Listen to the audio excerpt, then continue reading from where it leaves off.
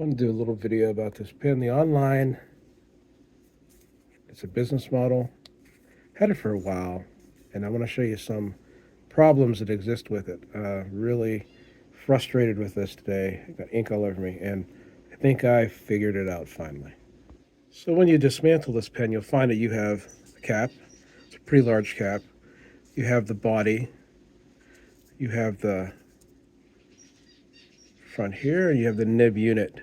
Okay, it all come apart, and I was thinking, if I got the actual converter for it, it'd work a lot better because this pen seems to run dry. And the problem being with it is a lot of people will show you a brand new pen, they'll ink it up, you'll see them put the ink up into the cartridge or whatever, or the converter, and it writes perfectly. And then you get it and it doesn't. And the reason why is because you're filling that ink pen up and you're saturating this nib unit and feed with ink. So of course it's going to run perfectly.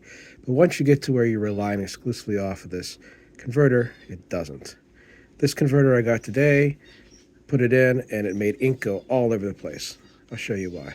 Okay, so you have it reattached, you put it up in there, and you hear this grinding sound.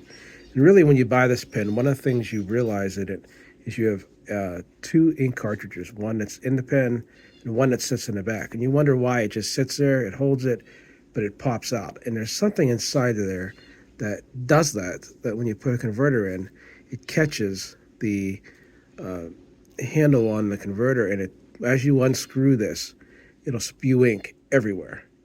And that's what it did. I literally had all this ink on my hands, and I'm thinking, the company's own converter should not be doing this. It should work more efficiently. So then this thing came out, and it was like a rusty little spring. So I'm kind of surprised to see that in German engineering. So what it was doing is this was catching the end of the ink cartridge, and it was holding that extra ink cartridge in there as designed. But when you put the converter in, it didn't. So over time, the glue finally wore out and it's popped out. And I noticed that was probably the reason why.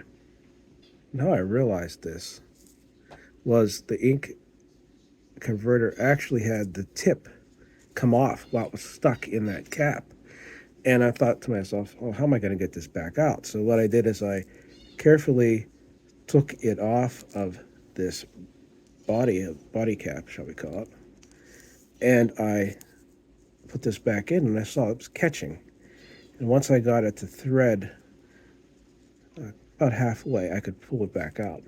So if you're having problems with this pen with a converter, and you're trying a bunch of international converters, and you're trying to use like a Schmidt, and you realize with German engineering, you want to have something that is, I believe this is a Schmidt nib. You want to have something that works in that same way. It's this spring that's catching you up. That's what's causing the problem, that little spring. It's up inside of here. It's way up inside of this. So probably not a bad idea to eliminate it.